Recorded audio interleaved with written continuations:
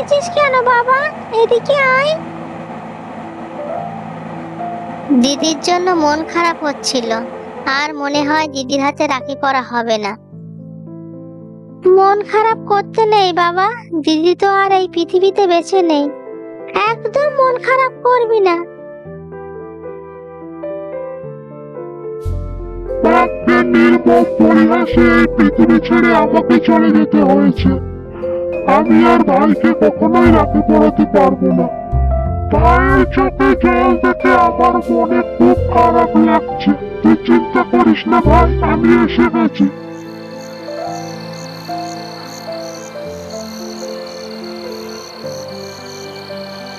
তাড়াতাড়ি খেয়ে নে বাবা, ঘুমাবি চল।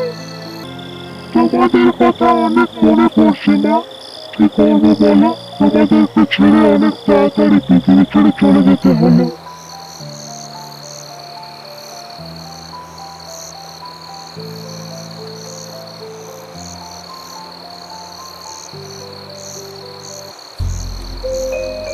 আমি এসে গেছি ভাই, তুই চিন্তা করিস না।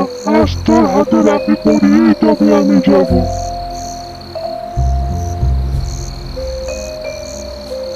ভালো থাকিস ভাই, জীবনে অনেক বড় হ।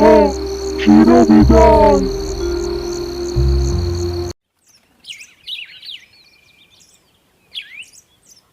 এই হরি, ওঠ বাবা, দেখ কত বেলা হয়ে গেল। এত বড় উপহার হাতে রাখি কোথা থেকে এলো? তাড়াতাড়ি একবার এদিকে এসো তো মা। ঘরে এত সব দামি উপহার কোথা থেকে এলো?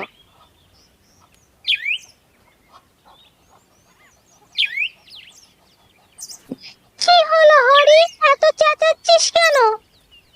ঘরের ভিতরে এত জিনিস কোথা থেকে এলো রে বাবা? এটা জানার জন্যই তো তোমাকে ডাকলাম মা। দিদি হয়তো এটা রেখে গেছে, আর দেখো আমার হাতে রাখিও বেঁধে গেছে। হয়তো তাই হবে বাবা,